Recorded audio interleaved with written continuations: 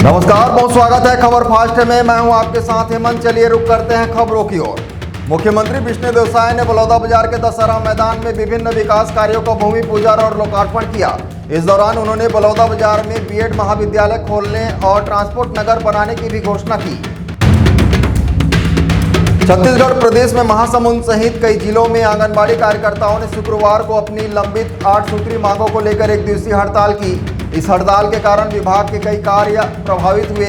Rally के रूप में कलेक्ट्रेट कार्यालय पहुंचे हजारों कार्यकर्ताओं को पुलिस ने कार्यालय के सामने ही रोक लिया, जिससे आक्रोशित कार्यकर्ताओं ने चक्का जाम कर दिया। इसके बाद जिला प्रशासन के अधिकारी मुख्य द्वार पर आकर ज्ञापन लेने पहुंचे।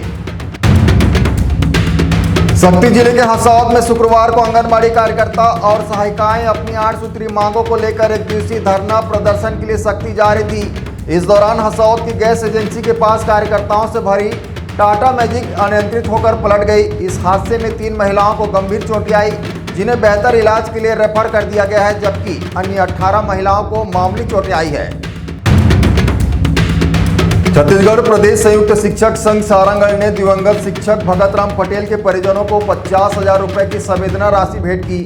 राज्योत्सव के अवसर पर सारंगढ़ में शिक्षा विभाग का फ्लेक्स लगाते समय शिक्षक भगत राम पटेल करंट की चपेट में आ गए थे। उन्हें गंभीर हालात में अस्पताल ले जाया गया था, जहां उपचार के बाद डॉक्टरों ने उन्हें मृत घोषित कर दिया।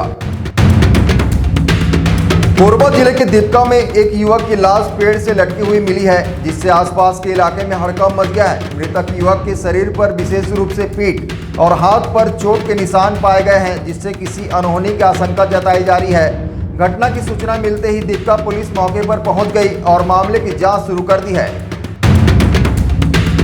बीजापुर जिले के उसूर ब्लॉक के रेखापल्ली और कोमटपल्ली के जंगलों में सुरक्षा बलों की संयुक्त टीम और नक्सलियों के बीच जबरदस्त मुठभेड़ हुई।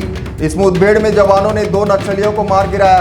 घटना स्थल से एक एसएलआर राइफल, अन्य हथियार और गोला बारूद भी बरामद किया है। कुख्यात बदमाश और भिलाई गोलीकांड का फरार आरोपी अमित जोश पुलिस मुठभेड़ में मारा गया है। बताया जा रहा है कि सेक्टर 6 के पास पुलिस ने जवाबी कार्रवाई में उसे ढेर कर दिया। इस मुठभेड़ को anti crime and cyber unit ने अंजाम दिया है। जांजगीर चांपा जिले की जांजगीर पुलिस ने 20 लीटर अवैध कच्ची महुआ के साथ एक आरोपी को गिरफ्तार किया है। आरोपी विनोद देवार जांजगीर के शांति नगर का निवासी है। पुलिस ने उसके खिलाफ 34(2) आबकारी अधिनियम के तहत कार्रवाई करते हुए उसे न्यायिक रिमांड पर जेल भेज दिया है। बिलासपुर के सरगंडा थाना क्षेत्र के मोकपा पुलिस चौकी अंतर्गत एक दर्दनाक घटना ने पूरे इलाके को गमगीन कर दिया है। मोकपा क्षेत्र की एक वेल्डिंग दुकान में गैस सिलेंडर में अचानक हुए विस्फोट से एक युवक की मौके पर ही मौत हो गई।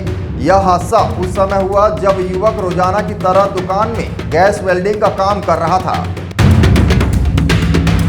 सारंगढ़ बिलाईगढ़ जिले के स्वास्थ्य और समाज कल्याण विभाग की पहल पर सिविल अस्पताल सारंगढ़ में आज शनिवार 9 नवंबर को दिव्यांगजनों के लिए एक विशेष मेडिकल कैंप का आयोजन किया जाएगा। इस कैंप में शामिल होने के लिए दिव्यांगजनों को आधार कार्ड, राशन कार्ड और 2 पासपोर्ट साइज की फोटो लाना अनिवार्य है। इसके अलावा विशेषज्ञ डॉक्टरों से सामान्य बीमारियों का चेकअप कोई भी नागरिक करा सकता है। ऐसे ही और भी खबरों को देखने के लिए बने रहे हमारे साथ। देखते रहिए एशियन 24। नमस्कार।